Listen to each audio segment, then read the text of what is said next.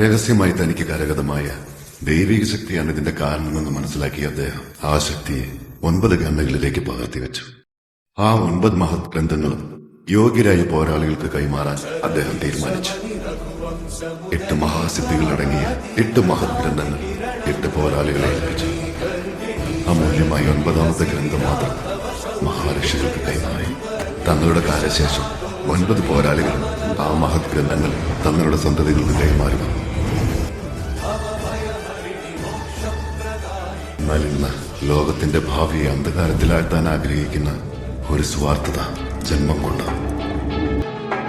ഇപ്പൊ എനിക്കെല്ലാം മനസ്സിലായി. ഇനി തെറ്റു പറ്റില്ല സുപ്രീം. ഞാൻ നേരിട്ട് പോയി അവളെ കൊണ്ടുവരാം. വേണ്ട, ഞാൻ തന്നെ പോവാം. ആരാണ് താന്ത്രിക ശക്തി ആചാര്യ? മനുഷ്യനെതിർക്കാൻ കഴിയാത്ത അസുര ശക്തി മഹാബീർ ലാമ.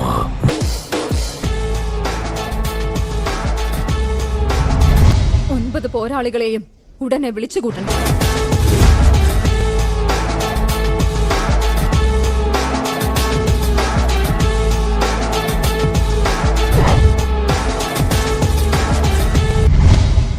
ഈ ആപത്ത് തടയാൻ വേറെ ഒരു വഴിയുമില്ല. പരിഹാരം ത്രേതായുഗത്തിൽ സൃഷ്ടിക്കപ്പെട്ടൊരായുധമാണ്. അതാണ് നിറായ്.